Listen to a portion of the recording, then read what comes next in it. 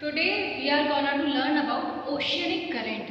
Why we are dealing with this topic as this is very important in geography. ये ocean current इतने ज़्यादा powerful होते हैं कि पानी को 1000 किलोमीटर तक दूर लेकर चले जाते हैं। ये एक जनरल सर्कुलेशन फॉलो करते हैं on the basis of modify करते हैं बहुत सारे फैक्टर्स जैसे टेम्परेचर है, सैलिनिटी है और जो डायरेक्शन है, ये सारे फैक्टर है मॉडिफाई करते हैं। लेकिन ओशियन करंट होते क्या है? ये एक जनरल मूवमेंट है, general movement of mass of oceanic water is called oceanic current. और ये दो उस पर डिवाइडेड है on the basis of temperature. This is warm current and cold current. Warm current का एग्जांपल जैसे कि यहाँ पे इक्वेटोरियल करंट है और यहाँ पे लेबनोर करंट जो आ रहे हैं ये कोल्ड करंट है। अब बात करते हैं फैक्टर्स, जो मॉडर्न फैक्टर्स हैं जैसे corrosive force, equatorial force and counter force. So what is corrosive force? Due to the rotation of earth which resulted into a deflective force which is corrosive force या deflective force भी इसको कहा जाता है। तो होता क्या है एक्चुअली, अगर मुझे सीधा मूव करना है तो मैं डिफ्लेक्ट हो गई। This is nothing but corrosive force। क्या होता है, ये हमारा अर्थ है इक्वेटर 0 डिग्री।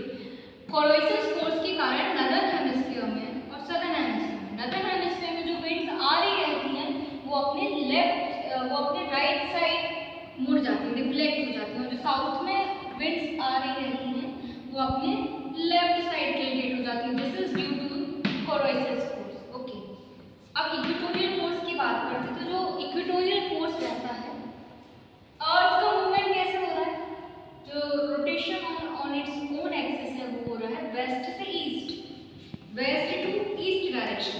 तो ये जो इक्वेटोरियल फोर्स है ये इसके अपोजिट डायरेक्शन में जब चलता है, मींस ईस्ट टू वेस्ट, इसको ही इक्वेटोरियल फोर्स कहा जाता है।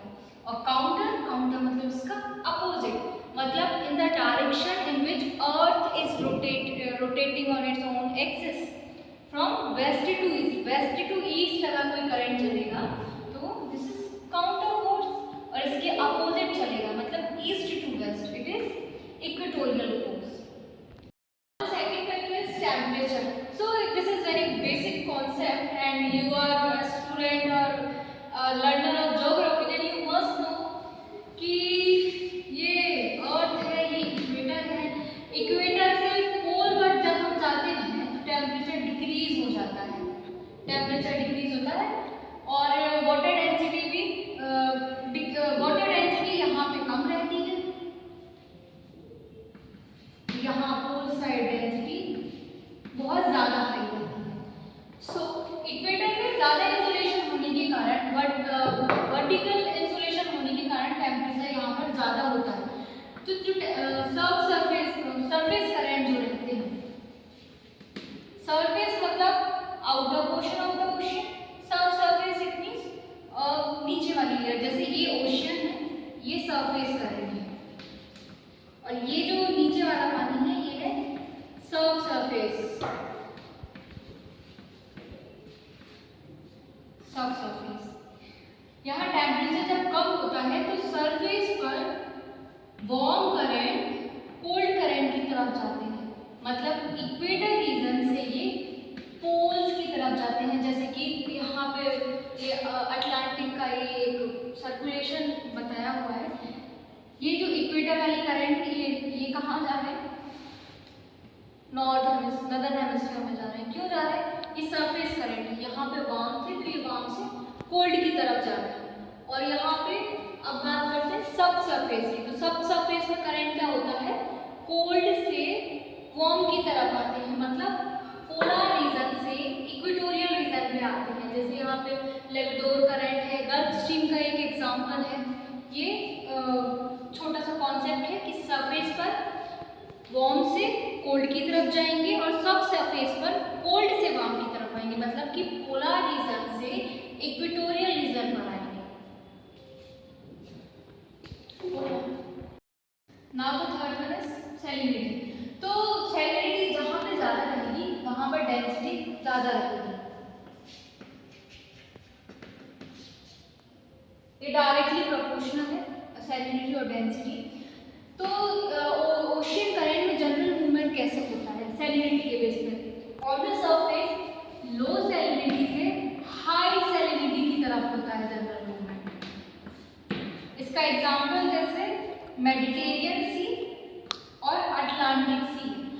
मेडिटेरियन सी में डेंसिटी सैलिनिटी ज़्यादा रहती है, डेंसिटी ज़्यादा रहती है, तो वहाँ अटलांटिक सी से सर्कुलेशन होता है मेडिटेरियन सी का। और एक और एग्जांपल है रेड सी और अरेबियन सी। इसका कॉन्सेप्ट बस इतना ही है।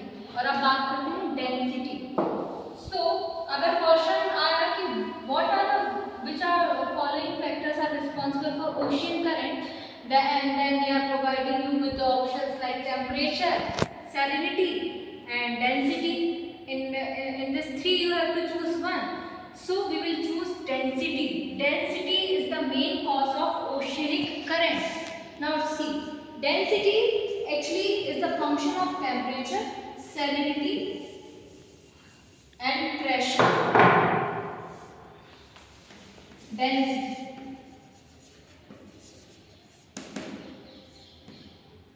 टेम्परेचर जब ज़्यादा होगा तो डेंसिटी कम होगी।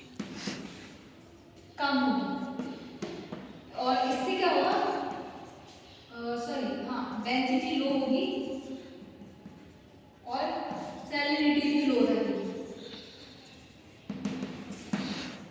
ये मेन रीजन है लो सैलिनिटी का। टेम्परेचर ज़्यादा, सैलिनिटी कम और लो डेंसिटी।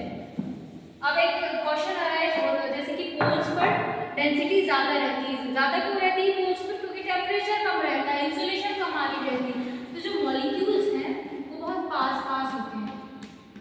और वही पोल्स की बात करें तो पोल्स पर ये मॉलिक्यूल का जो इंटरमॉलिक्यूलर फोर्स रहता है वो बहुत ज़्यादा रहता है, दूर रहते हैं, तो यहाँ पे क्या होता है डेंसिटी कम होती है। लेकिन एक क्वेश्चन है कि जहाँ पर टेम्परेचर ज़्यादा रहता है, टेम्परेचर ज़्यादा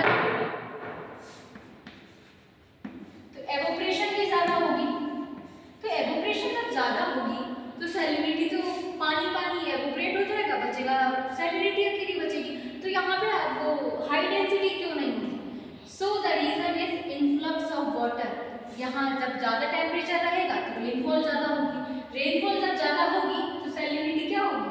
सैलिनिटी कम होगी। सैलिनिटी कम होगी तो क्या डेंसिटी कम होगी। ये मेन रीजन है कि इक्वेटोरियल रीजन पर हाई डेंसिटी नहीं होती।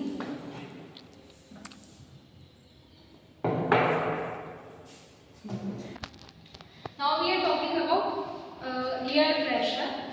सो general circulation under air pressure is low pressure area to high pressure area. जहाँ पर लो प्रेशर एरिया होगा वहाँ पर रेनफॉल ज़्यादा होगी। रेनफॉल ज़्यादा होगा तो वहाँ पर वाटर लेवल हाई होगा as compare to high pressure area. High pressure area जहाँ पर रहेगा वहाँ पे वाटर लेवल कम होगा, वॉल्यूम कम होगा वाटर का, तो वाटर लेवल कम होगा। Next we are talking about rainfall and evaporation. As we already discuss this, जहाँ पर लो प्रेशर एरिया होगा जैसे कि इक्वेटर्स पर लो प्रेशर रहेगा, टेम्परेचर ज़्यादा रहेगा, रेनफॉल क्या होगा? रेनफॉल भी ज़्यादा होगा। रेनफॉल ज़्यादा होगा तो सैलिनिटी कम होगी। Now why this is happening? Why here salinity is very low? Because of influx of water.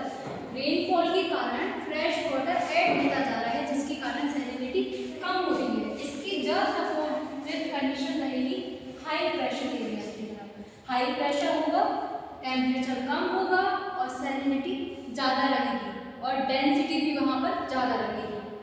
ये कॉन्सेप्ट है रेनफॉल एंड एवोपरेशन का। Now we are talking about direction and shape.